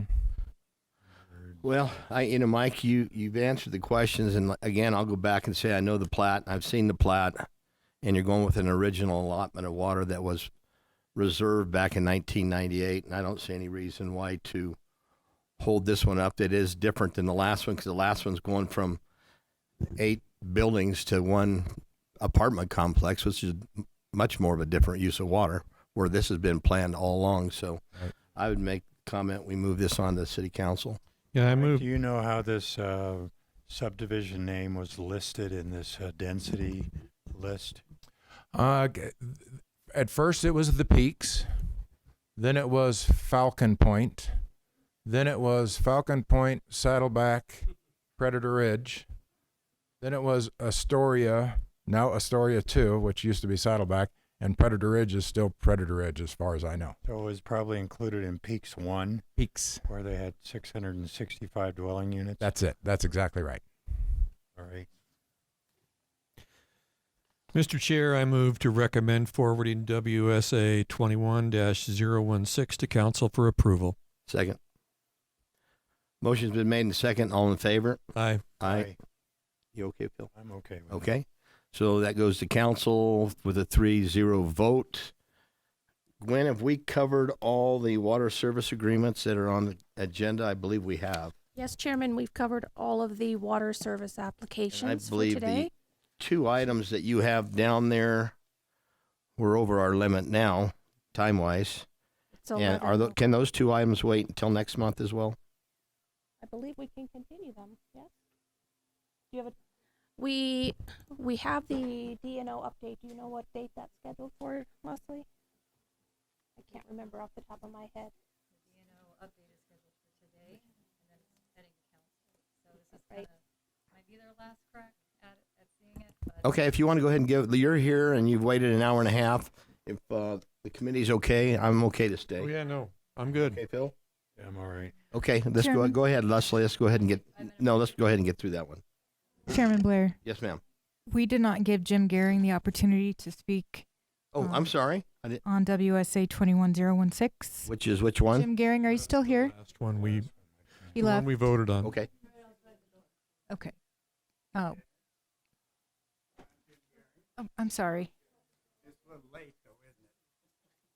Well, yes. I just wanted to point out to the. I'm sorry. I wanted to point out to the committee that the Astoria 2 has the same problems in respect to the development agreement setting forth 150 units for Peaks 2, and the new configuration is not consistent with the master plan, so it's not consistent with the development agreement. It hasn't gone through the process that the development agreement requires. That's what's wrong. If it goes through that, it should be approved, but it hasn't gone through that process. Thank you. Now, which item are you going to talk about next? Is it 5A or B? Leslie, which one? We're moving on to A. 5A. 5A. And I have a comment on 5A. I know. Thank you. I'll call you. Okay, that's it. Go ahead, Leslie. just wanted to check with you. Would you like to have a 5-minute break and regroup, or are you? Oh, no. Let's just Okay. do it. All right. We're here for you.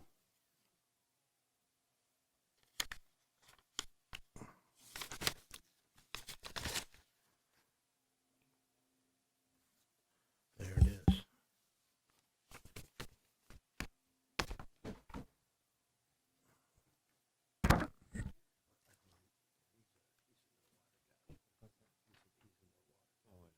Oh, yeah. Oh, I mean, there's a huge difference.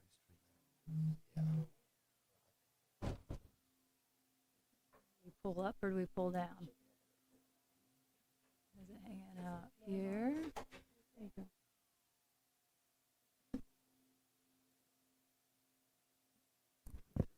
Okay, still good morning, gentlemen.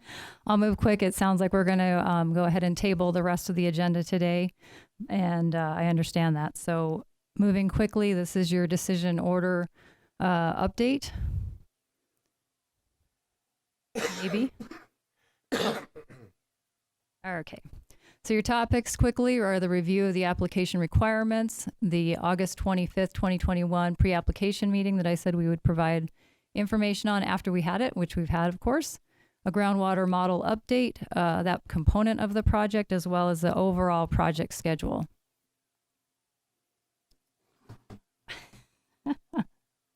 Okay, application requirements. I'm not going to go over these individually. It's just to remind you that this is a large application that's made to the Arizona Department of Water Resources, because it's part of our current decision order that it gets updated at certain under certain conditions, at certain intervals, whatever the language is within that decision order. So these are the components, excuse me, that we were working on.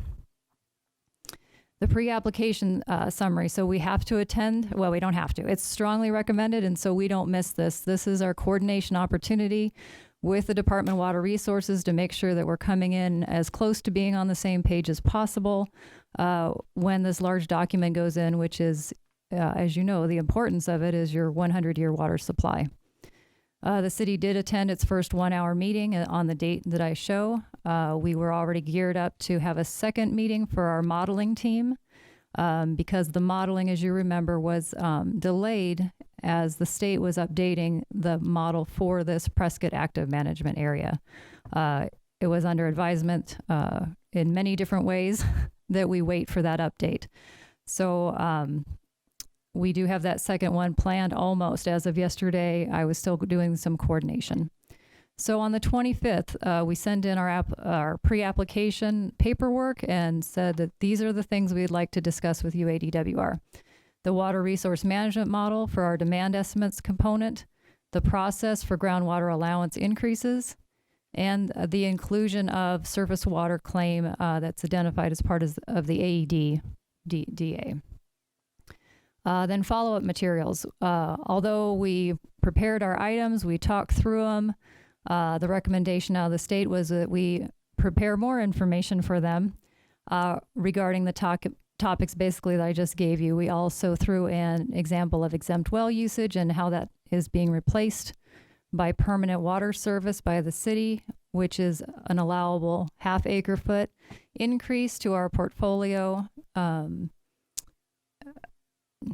based on rule. So I'm sorry, I'm stumbling there a little bit. So you're working with statutes and rules. So within rule, and then it's put within the city's decision and order, we can have this happen. So we've been working to figure out how to best execute this, and it was important that I felt that we had a plan going in. I'm sorry, Leslie, I was confused when you referenced a half-acre foot increase. Okay, yes, sir. I apologize. Within our decision and order, it says that if we, as part of a groundwater allowance increase, we can also look at wells, exempt wells, that have been, are no longer in use because they connected to the city for their water supply. If they do that, then rule says that we can have an increase, they grant it, if we show that we've actually done that, half an acre foot for each well. Oh, I got you. Further defined actually as how many were being served by that well. So if you had a fourplex being served by a well, half times 4. Okay. Yeah. So sorry, moving fast for the sake of time. Can't use that. Okay.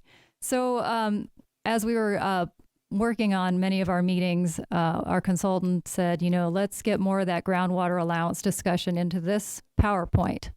And because this is a big lift, as you can see, the red outlines the master plan. We're looking predominantly at Prescott Lakes. Which is, I guess, timely today for your meeting. With the black hatching shows what the preliminary plats looked like within that master plan in 1998 timeframe. When you were working through being, for the first time, the city was going to be designated as a assured water provider. The colors that are showing up behind this black hatching is what is really happening now. So what those subdivisions became. So let me see if I can use this mouse here. So I gave you the red master plan outline. If we just take this area up here, this was called Anasazi. Okay, so the black is the original preliminary designation plat with dwelling units, and then the blue is what actually has been developed and built. The blue lettering? The blue lettering it should be, if you can read it better than I. Yes, that's how we did it. Thank you. We were trying to make that distinction for all of us as we were looking at this. So we have binders on Prescott Lakes because it went through so many different changes in their development agreements. We've had tracking even before I came to the city. What happened in the 2008-9 time period was that the state said, oh, wait a minute, you're coming in trying to get your groundwater allowance increase for this. So it's not that you have it in the bank already, it's that they will allow you an increase if your preliminary plat is in substantial conformance with your final plat. That's how it reads.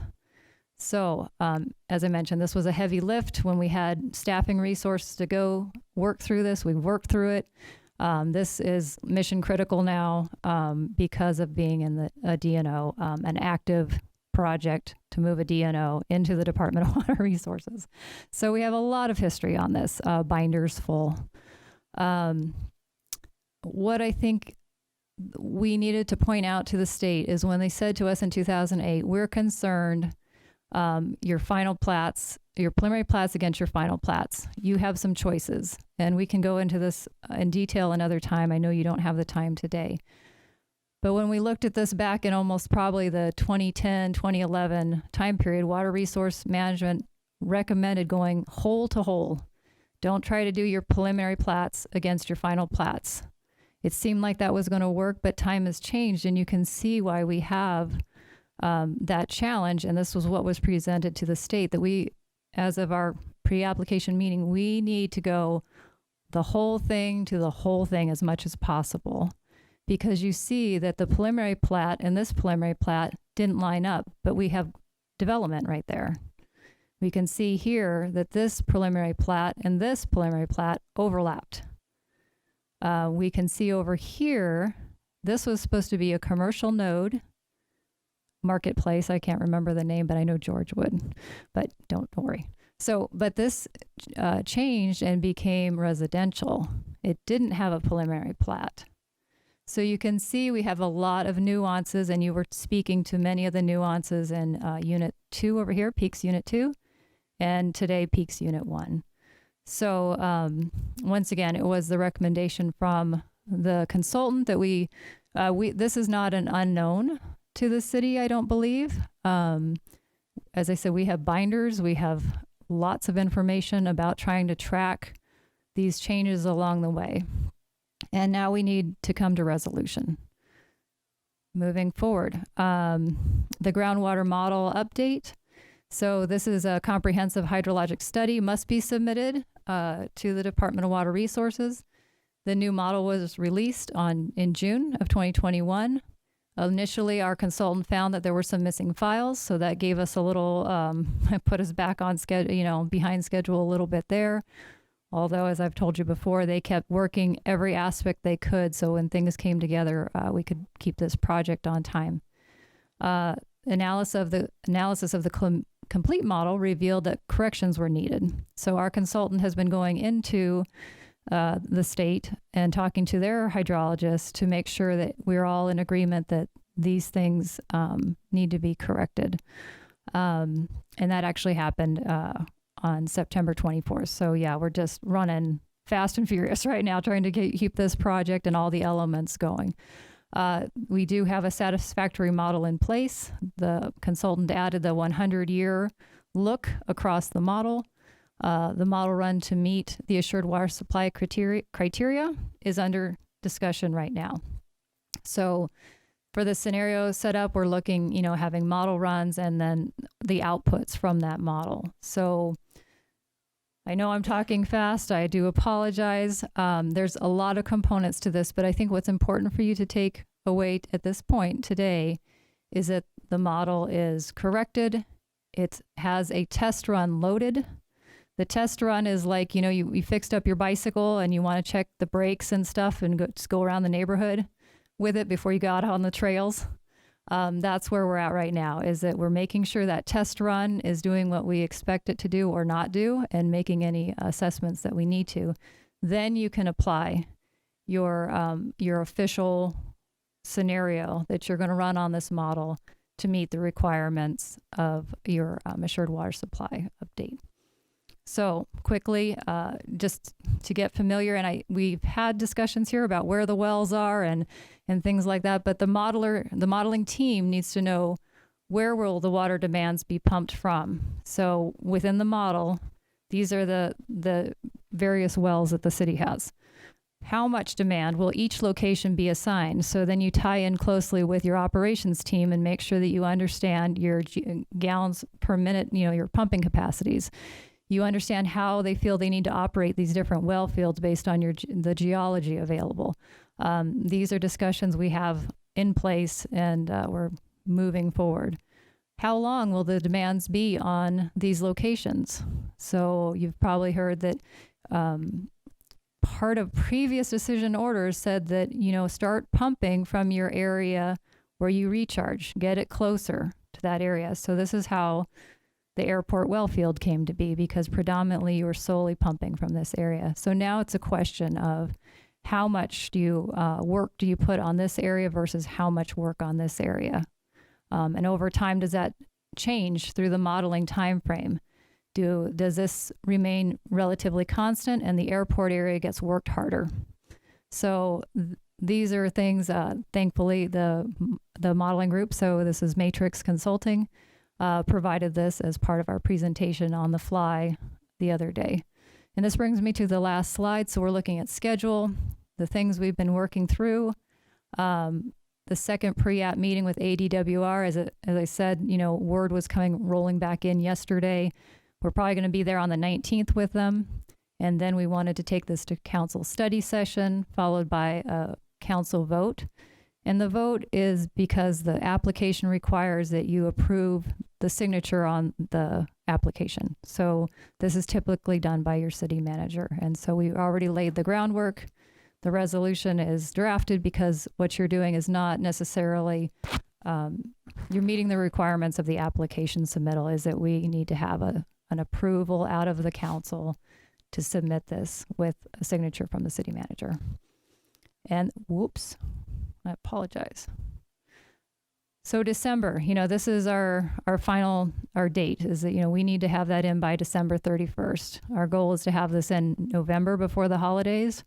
But as I said, we are all running. I moved everybody up to a jog run, and there's some people doing sprints because we need to sprint through getting those pieces together. And I don't think this is unusual for projects of this amount.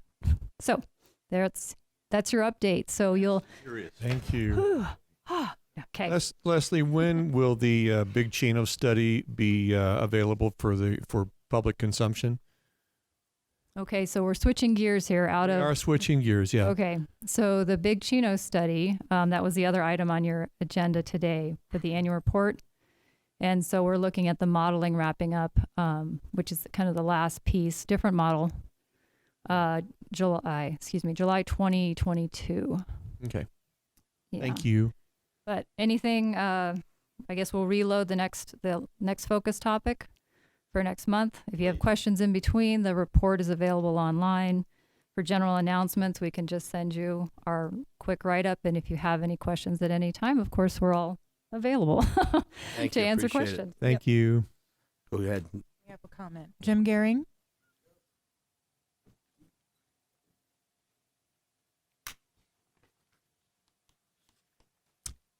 Committee members, Jim Gehring again. A couple of things. I haven't read the model. I haven't seen it run, but I'm going to be very interested to see what CWAG says about it. I wanted to talk a little bit about philosophy. You guys are water guys, right?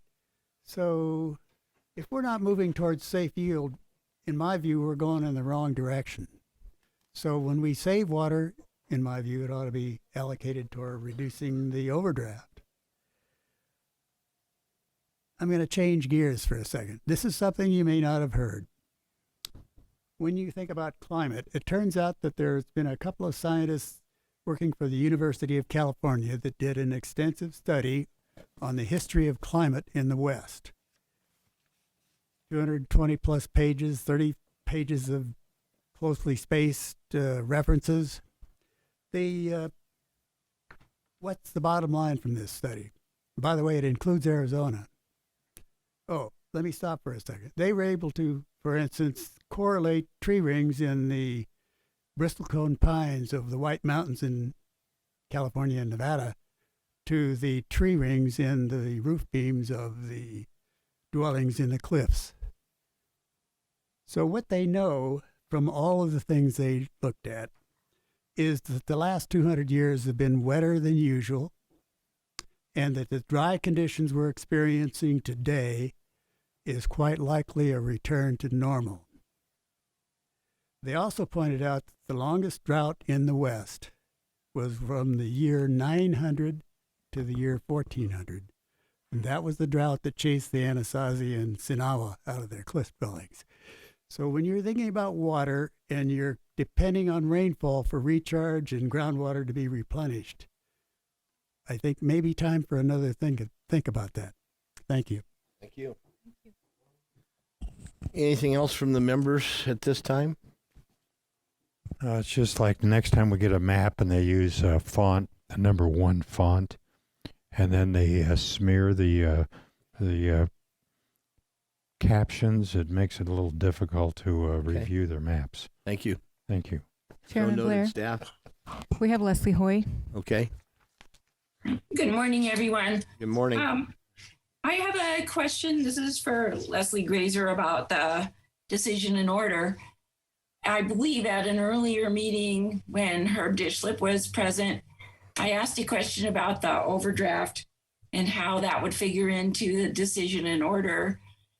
And at that time, he said that there would be a later presentation when somebody would talk about the how much groundwater we were requesting in the decision and order.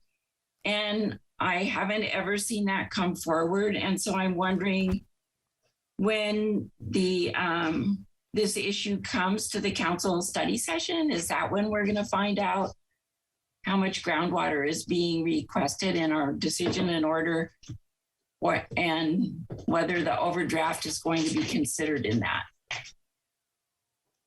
that? Yes, thank you, Ms. Hoy. The question that you're looking for, the answer that you're looking for, is that we need to have the model fully running and the scenario through that model before we can bring forward the pieces of information that you're looking for. So at this point, it might be the study session where we have that opportunity to do that. If we move our schedule around a little bit, maybe we are able to bring our groundwater team in at the November Water Issues Committee.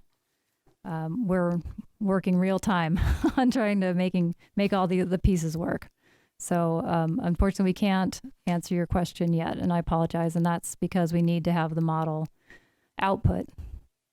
Then we can share that. Okay, I can understand that. So thank you for your answer. So my question, Gwen or Leslie, next month, the Water Issues Committee, if we need to make it a half hour longer, whatever we need to do, if we need to cover some of the things Leslie's talking about and not knowing what might be coming forward as far as water service agreements, why don't we plan so we know how long? How long would you suggest? Go from 9:30 until noon? Give us 2.5 hours? We don't have to go that long. That's a long meeting. I know, but you guys in the city are used to that. Yeah, we actually do already have 3 water service applications. And okay. That won't close for 2 more weeks, so it's unknown how many total we will have, but at this point, we have 3.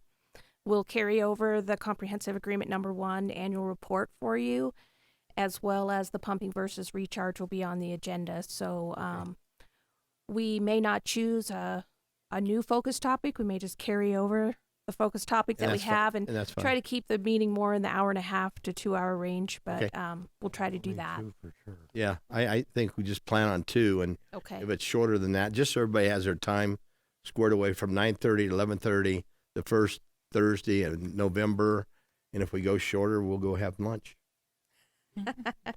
All right. Thank you, staff. Thank you for everybody. Thank you for everybody listening on Zoom. Thank you, commissioners. Appreciate it, and we'll see you next month.